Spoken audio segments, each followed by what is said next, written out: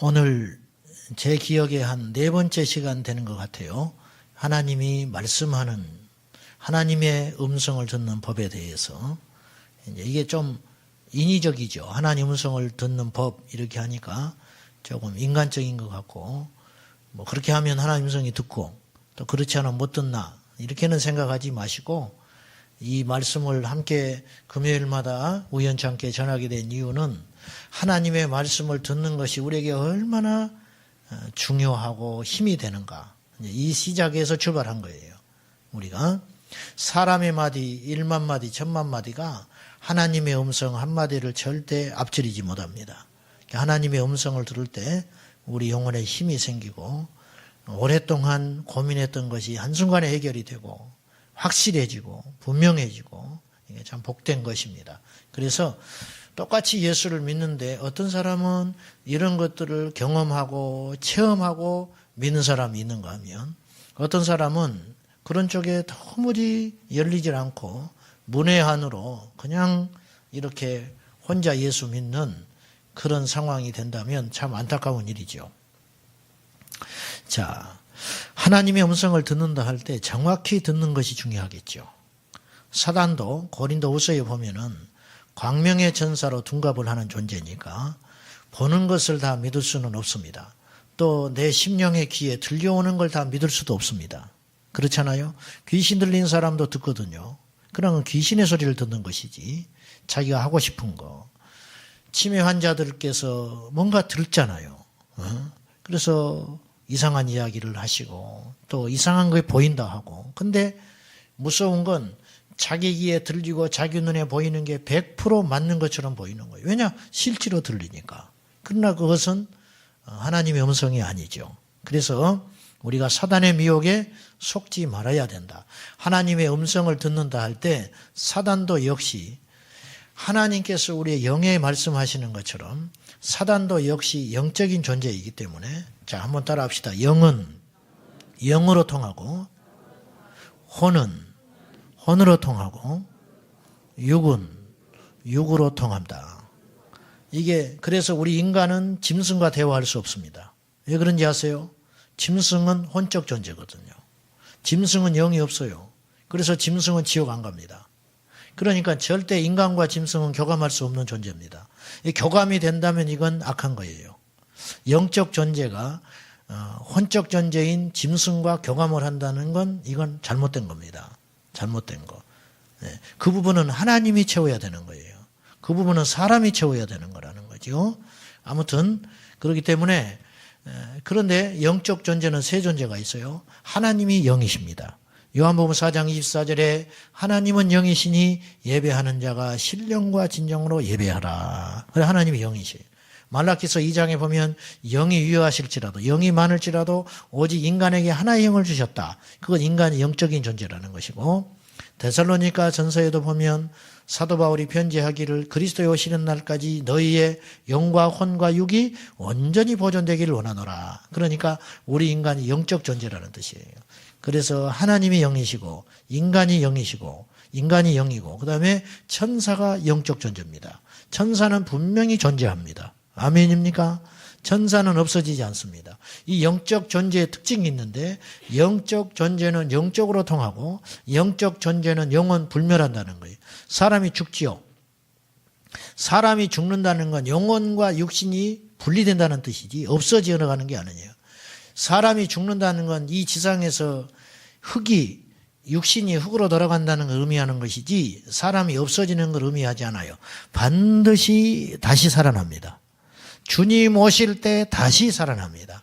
선한 자는 선한 일을 위하여 부활에 참여하고 악한 자는 심판받기 위해서 반드시 살아납니다. 그래서 다시 살아났다는 것은 어딘가 보관되어 있다 다시 온다는 거예요. 없어지지 않아요. 우리 먼저 죽은 믿음의 선배들도 없어지지 않았고 악한 자들도 없어지지 않아요. 반드시 다시 하나님이 살리셔서 심판의 날에 세워요. 그래서 양과 오른편, 오른쪽, 왼편, 천국, 지옥 분명히 딱 갈라버리는 거예요. 그래서 영적인 존재는 없어지지 않는다. 그러니까 우리 안에 들려오는 음성이 둘 중에 하나다. 하나님의 음성이든지 사단의 소리든지. 그리고 또 하나 거기에 추가하면 우리의 생각도 있는 거예요. 내 이야기도, 내 생각. 그래서 이것을 구분하는 방법이 있는데 지난번에 그런 이야기를 좀 했고요. 사탄의 미혹에 속지 않으려면 두 가지를 조심해야 된다 그랬습니다. 첫째로 이제 여러분 이런 습관이 돼야 돼요. 어떤 상황에 대해서 이제 훈련을 해보세요. 어떤 상황이 있다. 이게 내 상황이 뭐 집을 팔아야 한다. 예를 들면 집을 팔아야 된다. 이게 크다면 크고 작다면 작은 문제인데 집을 팔아야 되는데 이 문제에 대하여 주님은 어떤 생각을 갖고 있느냐가 더 중요하다는 거예요. 내가 팔고 싶다는 생각보다 아시겠죠? 내가 하고 싶은 것보다 더 중요한 건 하나님의 뜻이 더 중요해요. 많은 사람들이 착각하고 실수하는 게 내가 하고 싶은 것이 믿음이라고 생각해 버려요. 그것은 훗날에 굉장히 큰 부담으로 돌아오기도 하고 때로 하나님이 긍휼히 여기사 당신의 생각을 바꿔주기도 하시지만 우리에게는 마이너스라는 거죠. 내 자녀가 이렇게 어떤 상황에 있다. 그럼 여러분 그걸 무작정 기도하지 말고 이 상황에 대하여 주님은 어떤 생각을 갖고 있는지 물어보시라는 거예요. 이게 기도입니다. 아멘. 기도는 일방적인 것이 아니에요. 우리가 지금까지 기도를 일방적이라고 생각을 했다면 이제 조금 바꿀 필요가 있어요. 우리가 누군가 이야기할 때 일방적으로 이야기하면 그게 대화가 안 되잖아요. 기도도 일방적으로 쏟아붓지만 말고 하나님의 뜻이 어디에 있는지, 하나님은 나의 이 상황에 대해서 어떤 계획을 갖고 계시는지 그것을 자꾸 들으려고 해야 한다는 거예요. 이것이 자꾸 연습이 돼야 돼요. 그래서 여러분이 아침에 눈을 뜨거든 오늘 한 날을 하나님께 맡깁니다. 인도해 주세요. 이렇게 기도하지요. 이제 그렇게 기도하는 것도 좋지만 기도하면서 이것도 하나 더 물어보라는 거예요. 주님 오늘 나는 어떻게 살기를 원하십니까? 또 오늘 내가 이런 사람들을 만날 것인데 그들을 만나서 내가 어떤 마음과 어떤 자세로 이들을 대하기를 원하십니까? 이제 이렇게 기도하고 그러면 주님이 주시는 생각들이 있어요. 그것들에 따라서 답을 가지고 하루를 시작한다는 것이죠. 할렐루야. 얼마나 이게 힘 있는 하루입니까? 얼마나 값진 하루예요. 얼마나 이렇게 알고 시작하는 하루가 되는 것이죠. 그렇죠? 그러면 그런 상황에서 마귀의 역사를 분별하여 이길 수 있는 힘이 생기는 것입니다.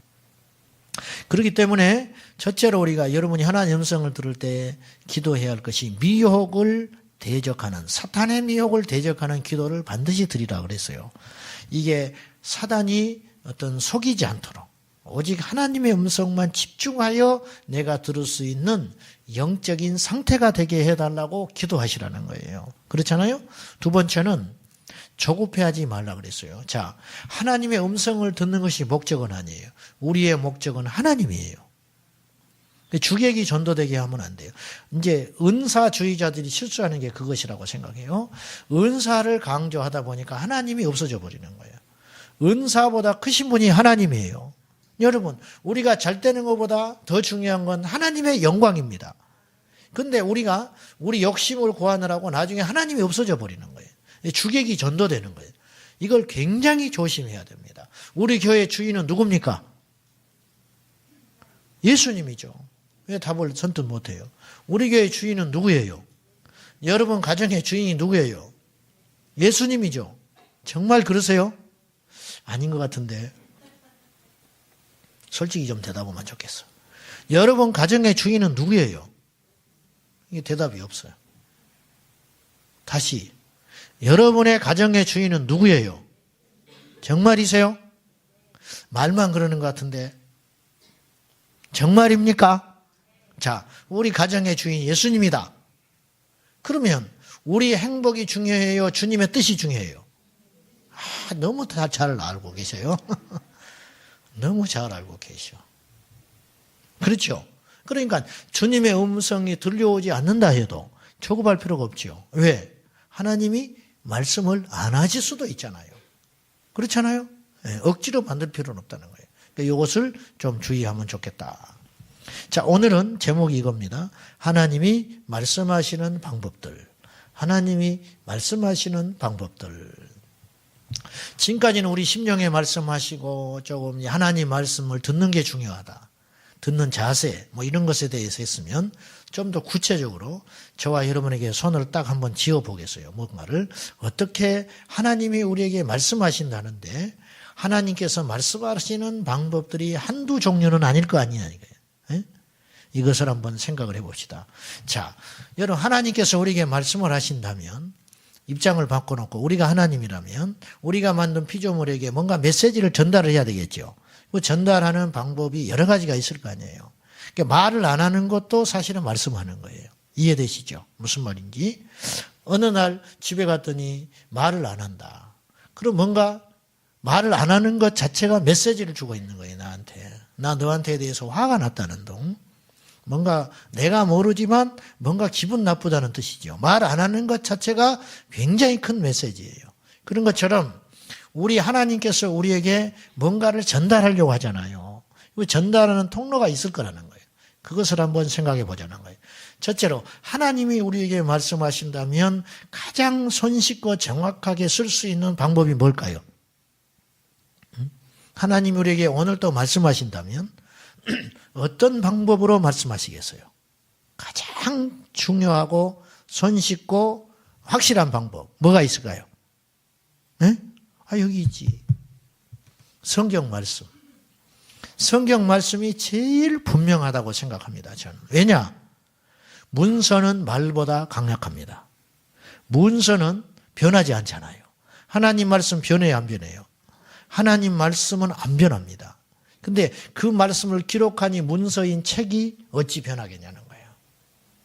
우리가 하나님 음성을 들을 때 어떤 내적으로 들리는 음성은 내 감정에 따라 들려올 수도 있어요. 네. 그러나 하나님의 말씀을 기록한 문서는 그렇지 않잖아요. 항상 똑같지요.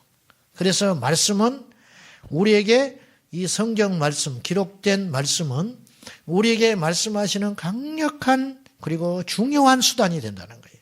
근데 말씀도 두 가지가 있어요. 성경의 원어에 로고스가 있고 레마가 있어요. 로고스는 우리 귀에 들려오는 말씀이라고 할 수 있고요. 레마는 우리 심령에 와서 딱 박히는 말씀일 수 있어요. 그래 우리가 똑같이 성경을 읽어도 하루에 한 번씩 예를 들어서 어떤 성경을 읽는다. 창세기를 읽는다. 근데 어제는 이 말씀이 나한테 안 박혔는데 오늘 똑같이 봤는데 오늘 이 새로운 말씀이 나의 심령에 팍 들어올 때가 있어요. 요한복음 6장에 보면은 제가 성경을 읽다가 그런 경험을 가장 지금까지 강력히 경험한 것이 그때였어요. 지금부터 약 94년 정도 된 것 같아요. 한 20년 가까이 됐네요, 벌써. 나도 나이가 많이 늙었네. 그때 제가 전도사를 하고 있을 때인데, 그때 제가 요한복음을 1장부터 쭉 설교를 하고 있었어요, 학생들한테. 그런데 설교 준비를 하기 위해서, 이제 강의 설교를 하니까 요한복음 1장부터 쭉쭉쭉쭉 했기 때문에, 그 다음 주에 어떤 성경을 가지고 설교할지가 이미 나와 있었어요. 그래서 월요일 날 책상에 앉아서 주일날 할 설교의 본문을 쭉 읽는 중에 그 다음 이번 주에 설교할 분량이 나와 있죠. 쭉 읽는데 그냥 심장이 터지는 줄 알았어요. 무슨 말씀에 딱 박혀버렸냐면 거기에 오병이어의 이야기가 나와요. 오병이어의 기적을 베풀고 그러면서 이제 이 이스라엘 백성들과 이렇게 대화하는 장면 중에 우리가 어떻게 해야 주의 일을 하오리까? 그렇게 질문을 해요. 이거 굉장히 중요한 질문이잖아요. 우리도 주님의 일을 하고 싶잖아요. 아멘? 주님이 기뻐한 일을 하면 하고 싶잖아요. 이 질문이 내가 하고 싶은 질문이다. 내가 본문을 읽으면서. 근데 그 본문을 여러 번 읽었지요. 제가 한두 번 읽었겠어요. 요한복음을. 근데 어떻게 무엇을 하는 것이 주의 일을 하오리까? 그렇게 질문을 하니까 예수님께서 하나님께서 보내신 자를 믿는 것이 주의 일이니라. 그렇게 딱 답을 내려줘요. 그 말씀 한 절이 내 심령에 확 박혀버렸어요. 평생 못 잊을 것 같아. 내 그때 패러다임이 확 바뀌어버렸어요. 뭐냐? 나는 그때까지 주님의 일을 하는 것이 주님의 일이라고 생각. 뭔가 하는 거. 근데 하나님이 원하시는 건 믿는 것이었다는 거예요. 이것이요, 내 말로 확 가슴에 박혔어요. 그래가지고 설교 준비를 더 못했어요, 제가. 이게 막 터질 것 같아가지고. 그러니까 이해하시나 몰라. 더 준비를 못 하겠더라고. 막 울컥해가지고 사실 그 본문은 아무것도 아닌 말씀일 수도 있어요. 근데 어떻게 해볼 수가 없는 거예요. 그러니까 하늘의 계시가 나에게 임했는데 이걸 글로 표현을 못 하겠더라고. 가지고 한 10분의 1이나 5분의 1 정도 내가 옮길 수 있었어요. 그 느낀 감동을. 근데 그날 그 주에 가서 그걸 전했더니 다르더라고. 다른 때보다. 이 말씀이 나를 적시니까. 네. 이해되시죠? 이게 이제 레마라는 거예요. 저는 그걸 레마라 그렇게 생각해요. 그렇게 확 꽂히는 거예요. 여러분도 성경을 읽다가 그런 경험들을 해보셨을 겁니다. 자, 가장 보편적인 것이 제일 실수가 적습니다. 가장 보편적인 것이 실수가 적다. 그래서 말씀을 읽고 그 말씀 속에서 하나님께서 나의 상황, 나의 가정, 나의 자녀 교육, 나의 미래 이런 것들에 대해서 정확히 짚고 딱 말씀하실 때가 있어요. 그것이 사실은 제일 효과적인 하나님께서 우리에게 말씀하시는 것이죠. 기록된 말씀은 계시된 말씀보다 사실은 더 분명하고 오류가 적을 것은 당연한 이야기입니다. 왜? 똑같으니까. 어제 읽었던 말씀이나 오늘 읽었던 말씀이나 똑같으니까. 네. 말씀에는 세 종류가 있어요. 첫째는 기록된 말씀, 성경. 두 번째는 계시된 말씀, 예수 그리스도. 말씀이 육신이 되어 우리 가운데 오셨다. 그래서 말씀이 보이지 않는 분으로 저 천국에 계셨는데 우리가 볼 수 없었지요. 말씀이, 로고스가. 근데 그분이 우리에게 육신을 입고 오신 거예요. 이것이 요한복음 1장 14절. 말씀이 육신을 입고 이 땅에 오신 사건, 이거 우리 눈에 보이게 됐잖아요. 그래서 사람들이 예수님을 보았잖아요. 하나님을 본 자가 없으되 너희가 나를 보았다면 하늘에 있는 아버지를 본 자니라. 그래서 요한복음 10장 30절에 나와 아버지는 하나이니라. 이런 놀라운 이야기를 하셨어요. 나를 본 자는 하나님을 봤다는 거예요. 왜? 하나님이 이 땅에 육신을 입고 계시하여 오신 거예요. 그래서 계시된 말씀을 예수 그리스도 그렇게 이야기해요. 세 번째, 선포된 말씀이 있어요. 그건 설교를 이야기해요. 선포되는 말씀. 이 종류가 세 가지가 있는데 오늘 여기서는 성경에 이 기록된 말씀이 우리가 하나님께서 이 기록된 말씀을 통해서 우리에게 어떻게 말씀하시는가. 이제 이렇게 이야기하니까 여러분 이제 잘 납득이 안 되는데 예를 들어보면 쉬워요. 자, 어떤 집에 화장을 짓게 하는 딸이 있었어요. 근데 아직 미성년자야. 요즘 아이들 화장을 잘 하잖아요. 우리나라에 있었던 일은 아니고 그 하나님 음성을 듣는 법 거기에 이제 조이 도이슨이 쓴 책 중에 거기에 등장하는 이야기인데요. 어떤 분이 이 믿는 집에 자기 딸이 그렇게 화장을 아주 그렇게 열심히 해. 근데 아무리 말려도 듣질 않아요. 근데 이 딸이 교회를 다니고 예수를 믿는 딸이에요. 그래서 이제 어머니하고 자꾸 이렇게 부딪히는 거예요. 나중에 너 이르다. 나중에 얼마든지 나이가 먹어서 화장할 기회가 있는데 벌써 네가 이럴 필요는 없다. 이제 자꾸 그러는데 이렇게 안 들으니까 서로 부딪히니까 마음이 상하기 시작한 거예요. 근데 다행히 이 딸이 그 문제를 놓고 하나님께 기도를 했어요. 기특하지요. 기도를 했을 때 자기 방에 들어가 속이 상하니까 하나님, 나는 화장을 하고 싶은데 어머니는 못하게 하고 우리 친구들도 다 하는데 왜 이렇게 못하게 하는지 하나님은 이 상황에 대하여 어떤 생각을 갖고 계십니까? 기특하지요. 이게 믿음이거든요. 자기 방에 들어가서 무릎을 꿇고 기도를 했어요. 그때 주님께서 이 딸에게 하나님 말씀을 줬어요. 성경 구절이 생각나게 한 거예요. 어떤 구절이 생각났느냐? 에레미야 4장 30절이 생각이 났어요. 그래서 이 딸이 이 성경을 찾아본 거예요. 자, 제가 한번 찾아 읽어볼게요. 에레미야 4장 30절에 이런 말이 있었어요. 멸망을 당한 자여, 내가 어떻게 하려느냐? 내가 붉은 옷을 입고 금장식으로 단장하고 눈을 그려 꾸밀지라도 내가 화장한 것이 헛된 일이라. 연인들이 너를 멸시하여 내 생명을 찾느니라. 정확하죠. 이 딸이요, 그 자리에서 무릎을 꿇어버렸어요. 하나님께서 자신에 대하여 어떤 생각을 갖고 있는지가 분명해져 버렸잖아요. 그 뒤로부터 화장했을까요? 안 했을까요? 성인이 될 때까지 안 했죠. 그러니까 부모가 천만 마디 말한 것보다 하나님이 직접 이렇게 딱 말씀하니까 얼마나 귀합니까?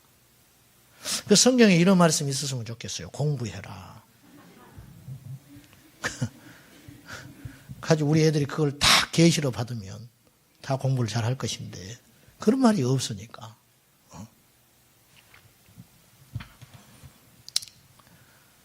하루는 어떤 집사님이 열쇠를 잊었어요. 열쇠를 잃었는데 기도했어요. 하나님, 이 열쇠를 어디 있을까요? 지금 제가 하는 말을 여러분 신비롭게만 듣지 마십시오. 여러분 도전해 보세요. 이런 삶이 쌓이게 되면 우리 믿음의 생활은 추상적이지 않고 굉장히 풍요로워집니다. 그래서 열쇠를 잃어버렸어요. 외출을 해야 되는데 집을 문을 잠고 가야 되는데 이게 뭐 죽고 사는 문제는 아니지만 참 불편한 일이 생긴 거죠. 어떻게 했을까요? 기도했지요. 하나님. 그랬더니 하나님께서 성경으로 말씀을 해주셨어요. 어디냐? 궁금하시죠? 열쇠 잊어버렸는데 어떤 말씀이 있을까? 레위기서 14장 47절. 레위기서 14장 47절에 보면 이런 말씀이 있었어요.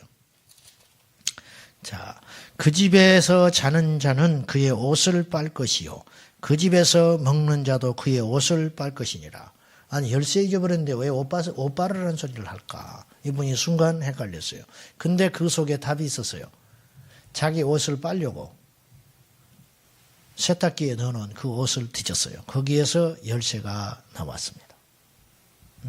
여러분 그냥 넘어갈 수만 없는 이야기예요. 주님은 오늘 또 이렇게 말씀하셔요. 아멘은 안 하네. 아멘입니까? 내비게이터 선교회를 만든 도슨 트로트맨이 그의 그 일대기의 이야기를 보면 이런 간증이 나와요. 도슨 트로트맨은 일찍 죽었습니다. 옛날에 50대에 죽었어요. 이분은 알코올 중독자였는데 성경 암송을 통해서 알코올 중독을 극복하고 하나님이 쓰는 위대한 인물이 됐어요. 그래 아쉽게 50대에 죽고 말았는데 물에 빠진 자기 학생을 살리기 위해서 그 학생을 살리고 자기를 죽었어요. 그래서 뉴욕 타임즈에 도슨 트로트맨의 그 표지 기사가 딱 실으면서 마지막까지 사람을 살리고 간 사람 그렇게 말이 붙었다고 그래요.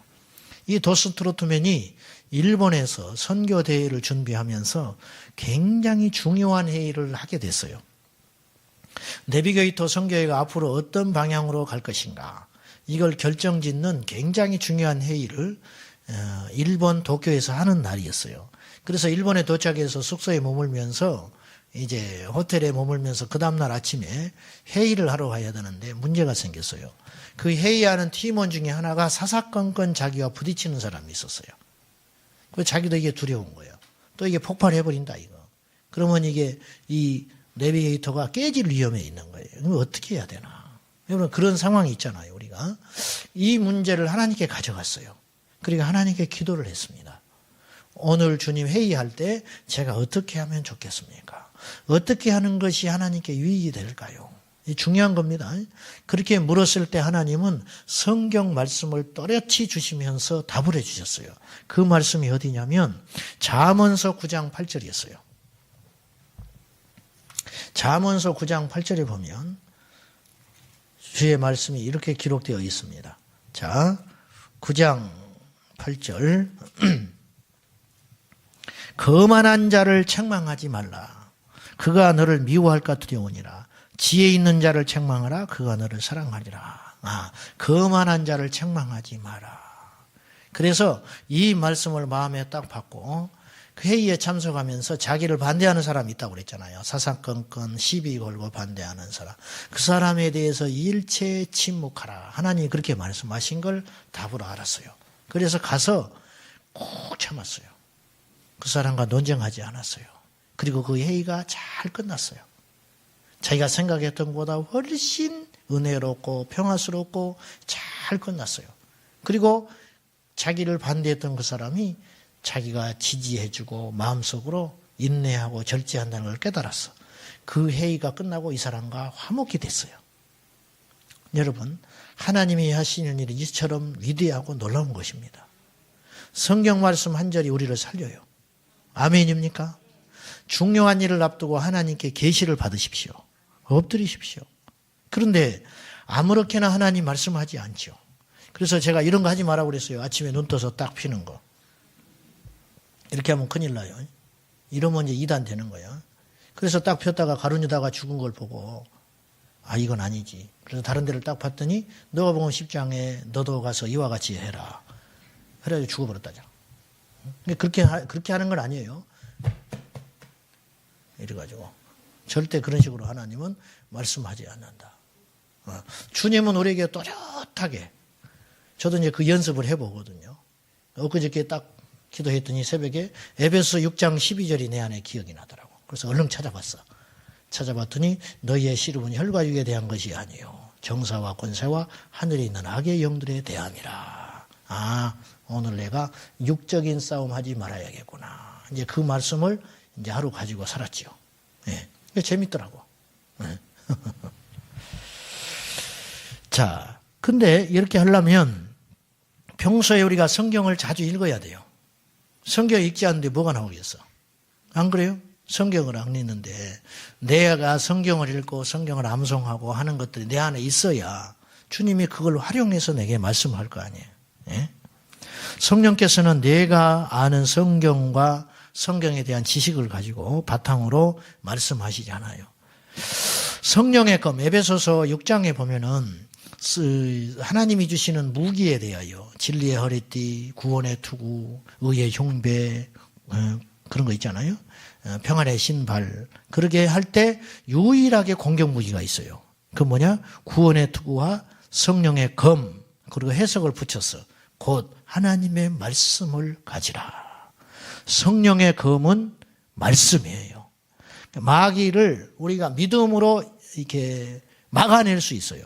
무슨 말이냐면 마귀를 믿음으로 맞서서 이길 수는 없는 거예요. 그 성경을 보면 우리가 믿음으로 버틸 수는 있어요. 믿음을 가지면 천국까지 갑니다. 그러나 마귀를 없이 할 수는 없어요. 그런데 마귀가 제일 두려워하는 건 뭐냐? 검이 있어야지. 전쟁을 하러 나갔어요. 우리에게 이렇게 방어 무기가 굉장히 좋아. 갑옷도 좋고 투구도 좋고 방패도 좋고 계속 저기 화살을 쏘고 칼로 쓰고 칼을 휘두르는데 계속 막아내고 있어. 막아내다가 지쳐버려. 막아내다가 늙어서 죽는 거예요. 근데 우리 안에 공격 무기가 없으면 마땅히 무기가 없으면 이길 수가 없죠. 마귀의 숨통을 끊을 수가 없는 거예요. 유일한 무기가 뭐냐? 성령의 검이라요. 근데 성령의 검이 무엇이냐? 하나님의 말씀입니다. 예수님이 그 좋은 모델이 되셨어요. 예수님께서 시험을 받을 때, 즉 마귀와 싸울 때 예수님께서 자신의 능력이 충분히 있었음에도 불구하고 예수님은 철저히 하나님의 말씀으로 승리합니다.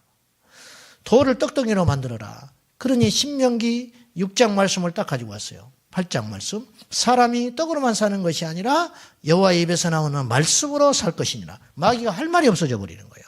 말씀이 기록된 말씀을 가지고 딱 덤벼드니까. 시험하려고 하니까 하나님을 시험치 말고 그때 딱 마귀가 꼼짝 못하는 거죠.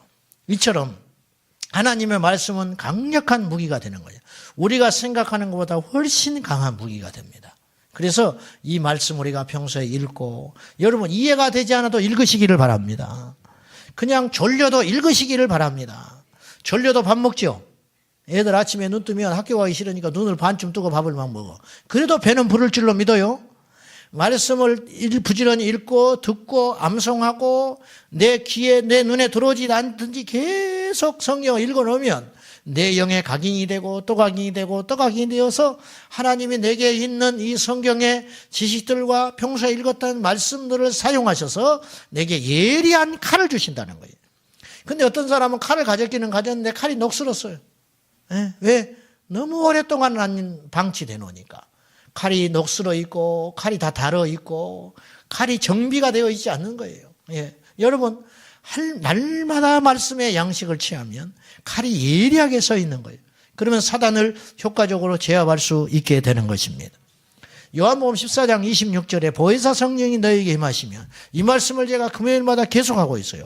보혜사 성령이 너에게 임하시면 성령이 너에게 하시는 일이 두 가지가 있다. 첫째, 너에게 가르치시리라. 두 번째, 생각나게 하시리라. 할렐루야. 제자들에게 주님 말씀하신 거예요. 내가 간 다음에 보혜사 성령이 오는 것이 더 유익하다. 성령님이 오시면 너희에게 두 가지 일을 한다. 하나는 가르쳐 주신다. 무엇을 말해야 되는지, 어떻게 예수 그리스도를 전하는지 어떻게 하나님 나라의 비밀에 대해서 가르치는지 가르쳐 주실 것이다. 지혜의 영으로 가르쳐 주시고 또 하나는 생각나게 하시리라. 할렐루야. 주님께 들은 말씀이 있잖아요. 이 말씀은 그대로 실천됐어요. 예수님께 들은 말씀, 초대교회 설교가 뭡니까? 초대교회 설교는 예수님의 말씀을 전하는 것이었어요. 예수님이 이렇게 말씀하셨다. 이런 상황에 대해서 예수님이 이렇게 하라고 그랬다. 그래서 그 기록된 말씀, 그 선포된 말씀이 기록된 게 성경 아닙니까? 그러니 생각나게 하신 것이죠. 하나님께서. 성령이 오시면 말씀을 생각나게 하신다는 거예요. 그러면 생각난다는 뜻은 뭐예요? 알고 있는 것이 나오는 거예요. 전혀 안 읽은 말씀은 나한테 생각날 리가 없어요. 읽어놔야 생각날 거 아닙니까? 이해되십니까? 읽어놔야 기억을 통해서 하나님이 내게 말씀을 하는 거예요. 너희가 공회에 가거든 또 누군가를 만나거든 복음을 전할 때 혹은 전도를 할 때 어떤 상황에 처할 때 두려워하지 말아라. 성령께서 너에게 마땅히 말할 것을 가르쳐 주시리라. 우리 리더들이 인도를 한다 이거죠. 교사들이 학생들을 가르친다 이거예요. 그러면 번뜩이는 것으로 하나님이 영감을 주셔야 되잖아요. 그것은 느닷없는 영감이 아니고 평소에 내가 무장된 말씀을 통해서 주님이 효과적으로 말씀하신다는 거예요. 그러므로 성령의 검을 취하시기를 예수님의 이름으로 축원합니다. 여러분, 하나님은 지금도 말씀하십니다. 아까 우리가 읽었던 사도행전 8장에 보면은 네시 빌립 집사님이 이디오피아의 네시 간다게를 만나는 장면인데 성령께서 말씀을 하셔요. 그렇죠? 자, 성령은 영이잖아요. 형체가 없으세요. 근데 성경은 분명히 기록하고 있어요. 성령이 이끌었고 성령이 말씀하셨고 이렇게 살아있는 인격체처럼 성경이 기록되어 있잖아요. 이걸 어떻게 여러분 해석하시겠어요?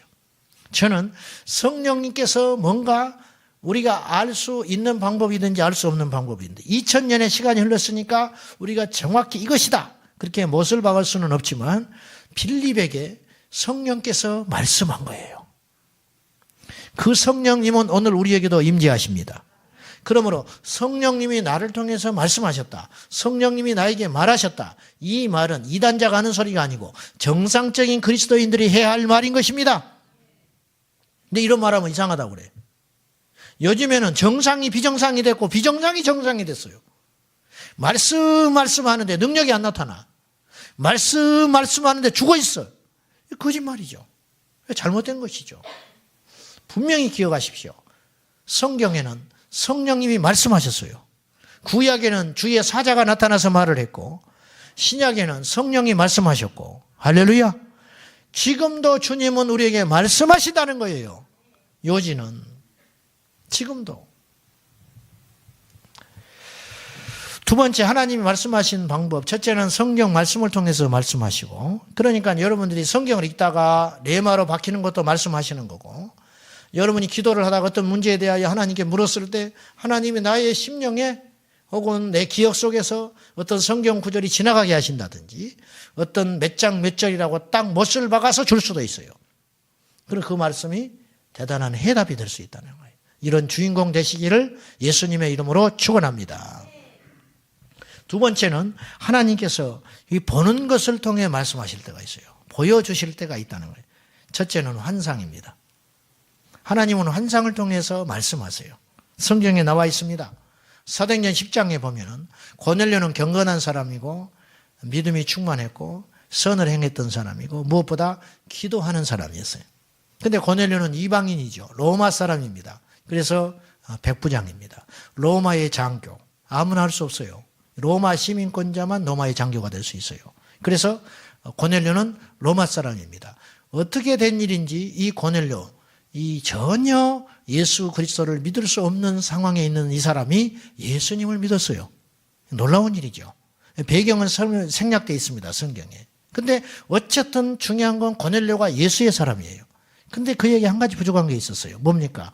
성령의 충만을 못 받은 거예요. 성령의 세례를 못 받았어요.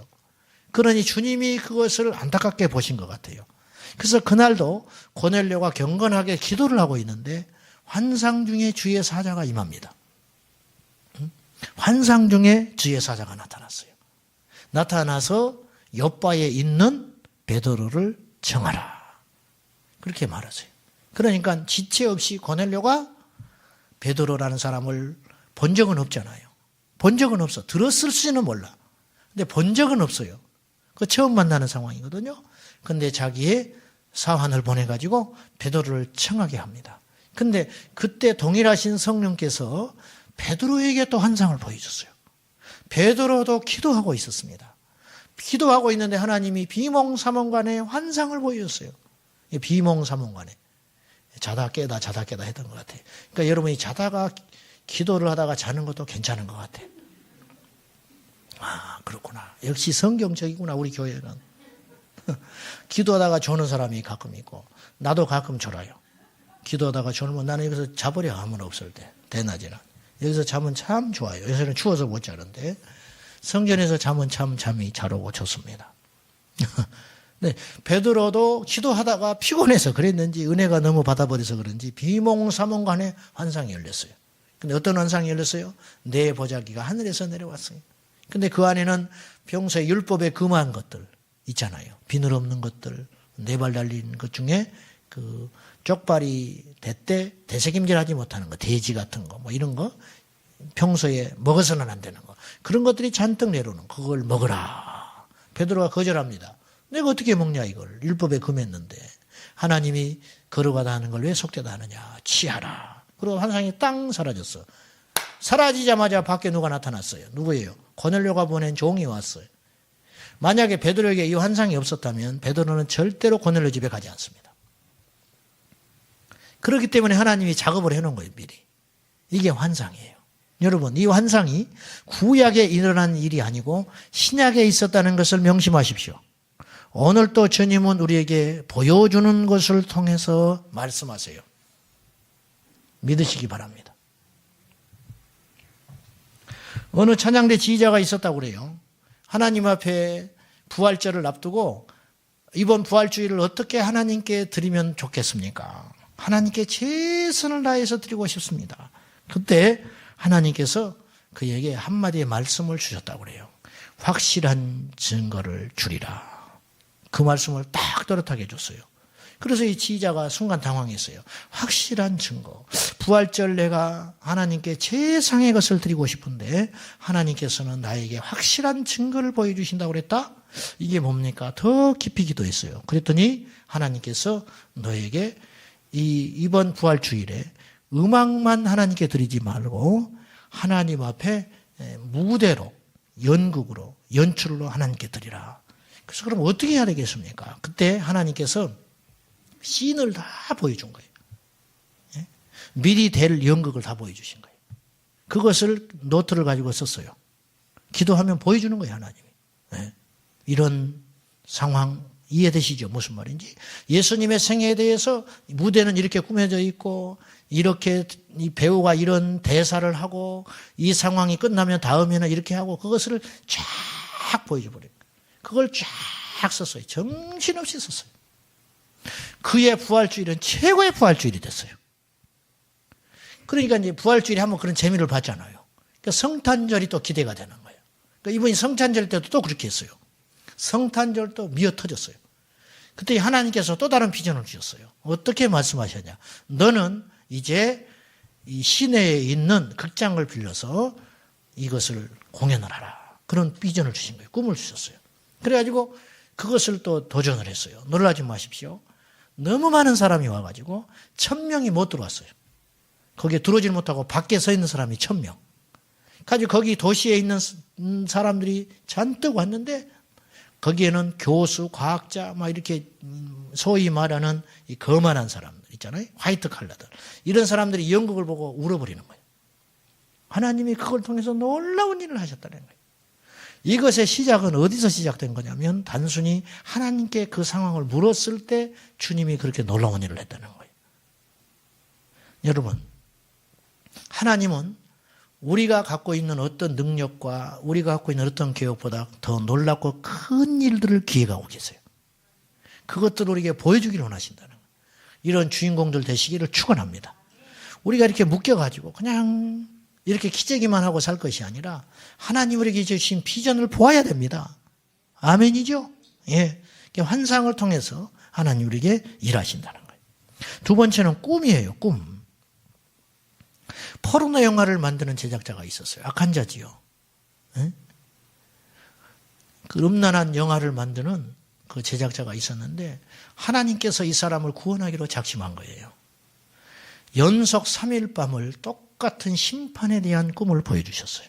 똑같이 지옥에서 심판받는, 불구덩이에서 심판받는, 무시무시한 심판받는 그 꿈을 연속 3일간 이 포르노를 제작하는 이 사람에게 보여줘버린 거예요. 이 사람이 손들어 버렸어요. 하나님 앞에. 두려워서 어떻게 해보지를 못하는 거예요. 벌벌벌 떨어버리는 거예요. 그리고 회개했어요. 그리고 크리스찬이 됐어요. 지금도 이것은 이제 선교학에서는 하나님의 직접 선교라는 표현을 쓰는데요. 이슬람 교도 하나가 예수 믿기는 굉장히 어렵습니다. 어느 정도로 어렵냐. 이슬람권에 가서 복음을 전해서 한 명을 예수 믿게 만들기 어려워요. 자기 집에 이제 못 사는 이슬람 나라 가가지고 이렇게 자기 사환으로 쓰잖아요. 그 사람도 복음화를 못 시켜요. 그렇게 어려운 거예요. 어느 정도냐면요. 우리나라에서 10년간 있다가 장로님 회사의 밑에서 일을 해가지고 우즈벡에 들어간 사람이 있었어요. 그 사람들의 꿈은 고국에 들어가서 택시 운전하는 거예요. 그러면 평생 먹고 살게 해결돼요. 그 10년간 돈 벌어가지고 우즈벡 자기 고향 땅에 가가지고 택시를 샀어. 근데 한국의 선교사님이 그 우즈벡에 갔다가 택시를 탔는데 한국말을 잘하더래요. 그래서 한국에서 어떻게 한국말 잘하냐. 나 한국에서 10년이나 있었다. 그러냐고. 그럼 한국에서 혹시 교회 가봤냐. 10년 동안 교회 갔다고. 자기 사장님이 장로님이라고. 반가운 거예요. 하나님 이렇게 인도하시나. 이제 그렇게 생각했다는 거예요. 그럼 당신은 예수를 믿냐 그랬더니 피식 웃어버리는 거예요. 내가 왜 예수 믿냐고. 나는 무슬림이다. 아니 10년 동안이나 교회 갔는데 왜 예수를 안 믿냐고 그러냐. 그거하고 무슨 상관이 있냐고는. 그렇게 철저한 사람이라는 거예요. 제가 말하는 것은. 심지어는 이런 일도 있어요. 무슬림에 그 사람을 신학을 시켜가지고 회심한 줄 알고 신학을 시켜가지고 목사를 만들어서 교회를 세워줬어요. 교회를. 한국에서 헌금해가지고. 교회를 잘 만들어놨어. 가서 기공 예배도 드리고 막 입당 예배도 드리고 왔어. 그 다음에 1년 있다 가니까 그것이 무슬림 사원으로 바뀌어버렸어. 교회가. 그렇게 철저한 사람들이라는 거예요. 제가 말하는 것은. 그러니 어떤 인간으로 어떤 방법으로 그 사람을 회심시키겠어요. 그래서 하나님이 직접 일하세요. 꿈을 통해서 환상을 통해서 길 가는데 하나님이 직접 그에게 보여줘 버려요. 그럼 벌벌벌 떨고 예수 안 믿을 수 없어요. 목숨 걸고 예수 믿는 거예요. 이슬람 교도가 예수를 믿는 건 죽는 거예요. 자기 자식이 예수를 믿으면 친척들이 와서 죽여버립니다. 페이스북에서 영상 보셨는지 몰라요. 자기 딸을 죽이는데 아버지가 돌을 먼저 던져버려요. 그러니까 죽여버립니다. 전혀 양심의 거리낌 없이. 그런 사람들을 무슨 수로 예수 믿게 하겠냐는 거예요. 근데 하나님이 하셔요. 하나님이. 답답하시니까.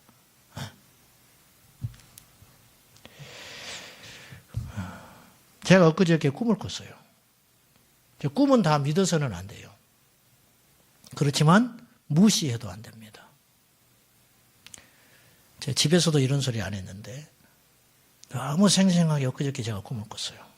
무슨 꿈을 꿨냐면 꿈이니까 제가 중국 군인이 됐더라고. 중국 군인이 됐어. 근데 나 억지로 된 거야. 그 꿈에서. 내가 중국 사람이 아닌데 왜 중국 군인이 되겠어요? 그러니까 느낌에 예수 믿는 사람들만 특별히 그렇게 가둬놓고 이제 강제로 징집하는 느낌. 꿈속에서. 근데요. 꿈에서 훈련을 받는 것도 아니고 고문을 받는 것도 아닌데 커다란 이렇게 원통 두 개가 눈덩이처럼 생긴 이렇게 큰 것이 이렇게 돌아가고 있었어요. 이렇게 맞물려서. 근데 이게 뭐냐면요. 칼날이에요. 응? 이 원통 이것이 예리한 칼날. 그것이 휙 돌아가고 있는 거예요. 그 속을 통과하는 거였어요. 거기를 통과하라는 거예요. 거기를 통과하면 어떻게 되겠어요? 전부 살이 부서져 버리고 뼈조각만 남는 거예요. 거기를 통과하면 죽는 거예요. 거기를 통과하라. 아, 내가 핍박을 받는구나. 내게 환난이 왔구나. 꿈속에서. 근데 제가 그 길을 통과했어요. 통과했는데 다리만 상처를 입었어요. 다리만. 그리고 살아남았어. 그리고 꿈을 깼어요. 이 꿈이 뭘까? 이 생생하게 내가 꿨거든요. 이 꿈을. 욥기서 33장 14절과 18절에 보면 하나님이 꿈을 통해서 말씀하신다는 장면이 나와요. 욥기서 33장 14절에서 18절에 꿈은 다 믿을 것은 아니라고 그랬어요, 제가. 그리고 꿈은 사사로이 풀 건 아닙니다.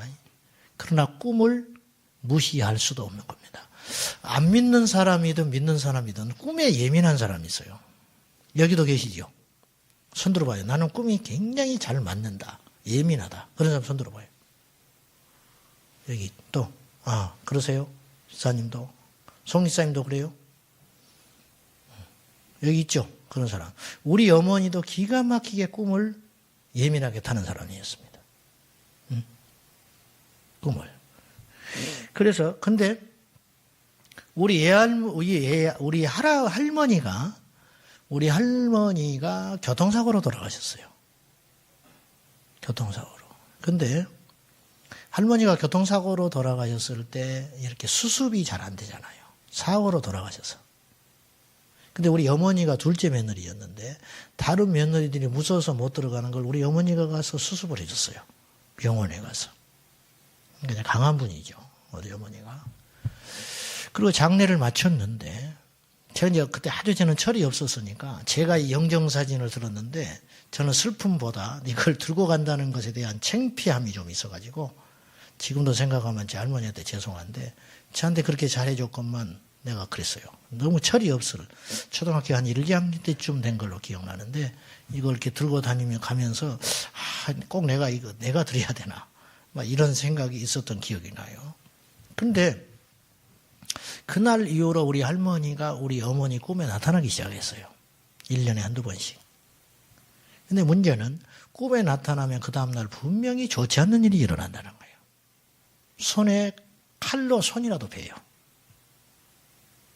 그러면 우리 어머니는 그 꿈을 꾼 날은 그 다음날은 계속 긴장합니다. 그리고 전화 하나도 오면 깜짝깜짝 놀래요. 혹시 자식들이 문제가 있을까 봐. 그래서 자기 손이라도 하나 베어버리면 안심을 해요. 자기가 화를 당했다 생각하신 것 같아요. 뭐 전설 따라 삼천리 같은 이야기로 생각을 하는데 이게 영적이기 때문에 이런 일이 통하는 거거든요. 사람이라는 것이. 이거 무시 못합니다. 그런데 우리는 이제 예수의 이름으로 이것들을 극복하고 승리하죠.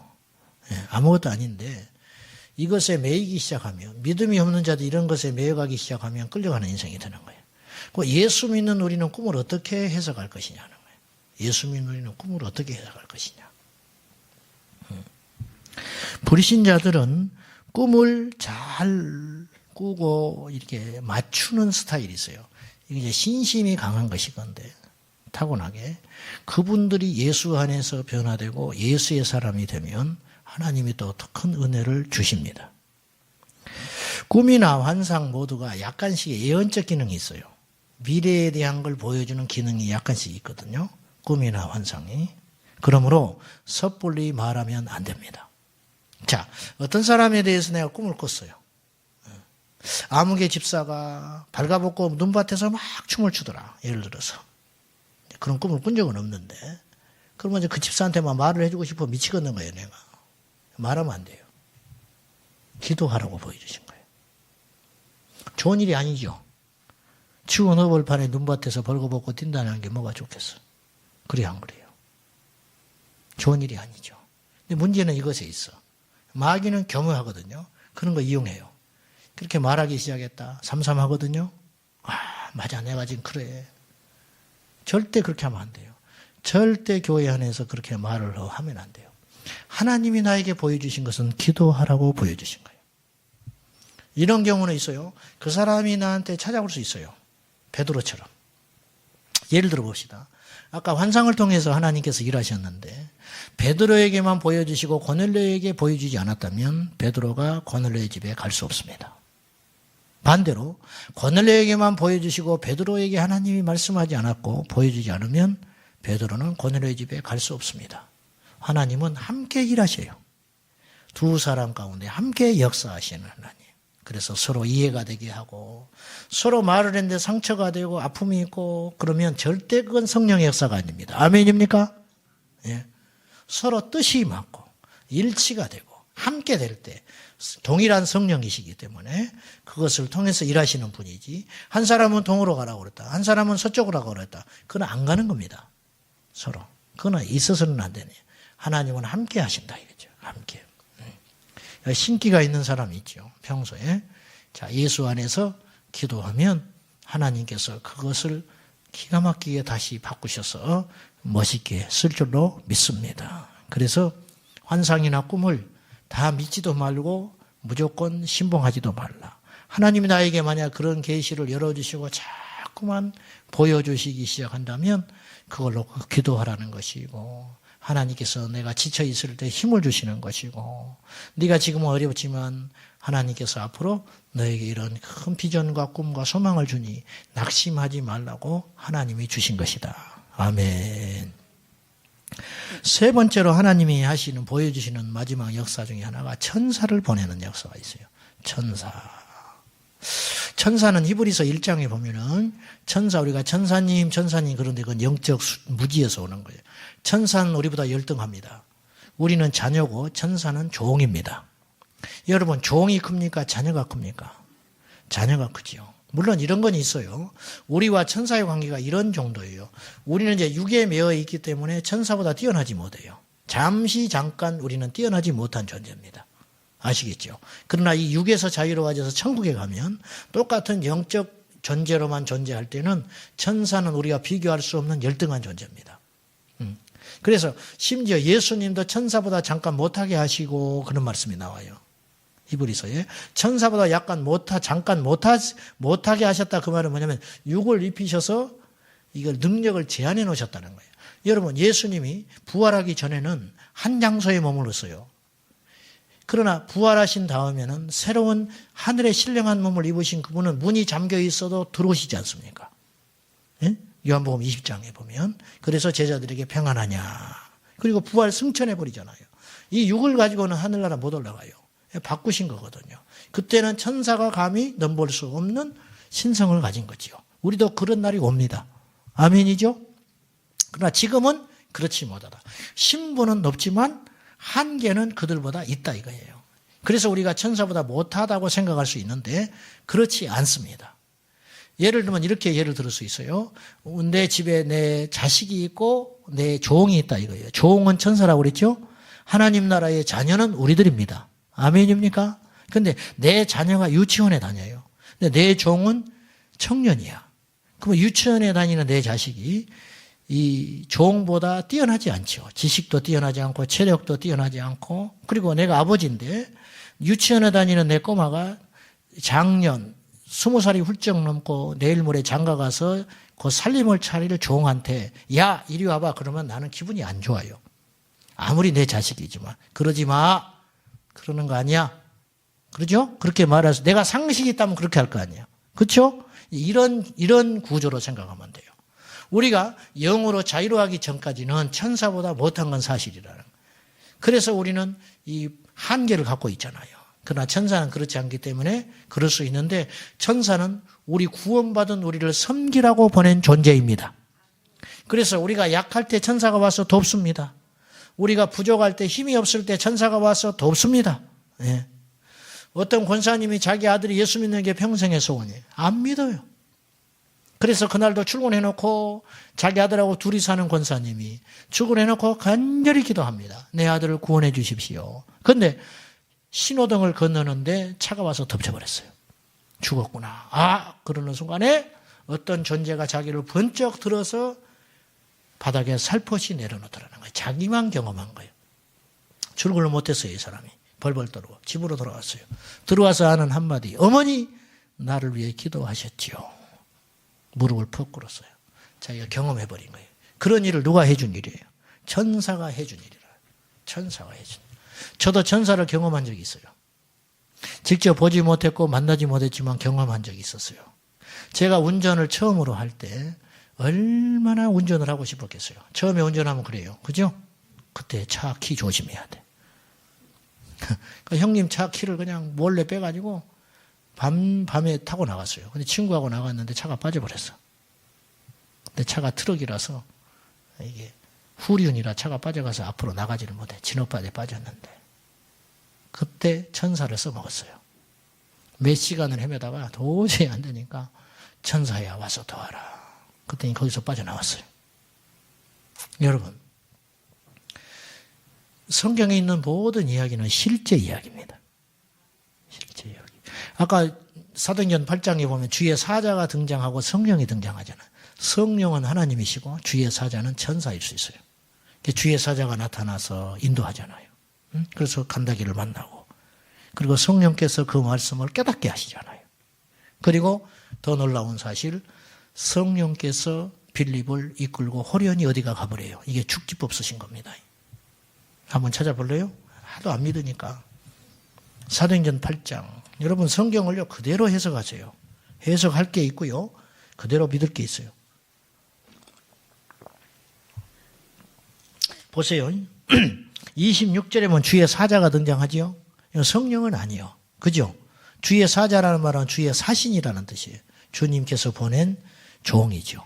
천사일 가능성이 많아요. 그죠? 주의 사자. 그 다음에 29절에는 성령이 빌립대로 이르시되 이 수레로 가까이 나가라 말하셨지요. 분명히 말하셨지요. 성령이 말하셨어요. 근데 이렇게 말했다는 표현이 기전에 직접 이야기하셨는지 마음속에 이야기했는지 그건 알 길은 없어요. 어쨌든 말하셨다는 거예요. 그 다음에 나중에 39절에 보세요. 둘이 물에서 올라오세요. 세례 줬죠. 침례예요. 정확히 말하면. 침례를 베풀고 주의 영이 빌립을 이끌어간지라. 이끌어간지라 이 표현이 중요한 거예요. 이끌어갔어요. 성령이죠. 주의 영은 주의 사자가 아니죠. 주의 영, 성령께서 빌립을 이끌어간지라. 내시는 기쁘게 길을 가므로 그를 다시 보지 못하니라. 그리고 40절에 이렇게 표현되어 있어요. 빌립은 어디에서 나타났어요? 아소도에 나타났어요. 빌립이 주의 영을 이끌어가서 어디에 나타나게 하셨다고요? 아소도에 나타나게 하셨다. 예? 여러분, 그냥 이거 성경 무심코 읽었죠? 근데 보시라고요. 성령께서 빌립을 끌고 가셔서 아소도에 딱 나타나게 하셨다고 그랬어요. 도달했다고 하지 않았어요. 거기에 도착했다고 하지 않았어요. 나타났다. 뿅 하고 나타났다는 뜻이에요. 제가 신디 제이콥스 이야기를 했을 거예요. 기억나시죠? 이런 이야기는 내가 주일날은 못해. 철야 때만 했지. 소화를 못하니까. 신디 제이콥스가 여자 사도인데 미국에 현존하는 최고의 사도. 그분은 1만 개의 교회를 세웠습니다. 그리고 지금 5천 명인가 1만 명의 고아원을 운영하고 있어요. 대단한 분이죠. 근데 이 신디 제이콥스의 간증 중에 이런 이야기가 나와요. 믿거나 말거나가 아니에요. 하나님은 이런 일도 하실 수 있다. 근데 이게 성경적이냐? 성경에 있더라 이거예요. 내가 보니까. 신디 제이콥스가 예를 들어서 이제 정확히 지명은 제가 기억을 못해요. 미국 지명이니까. 이 지역에서 다른 지역으로 가서 집회를 하게 돼 있어요.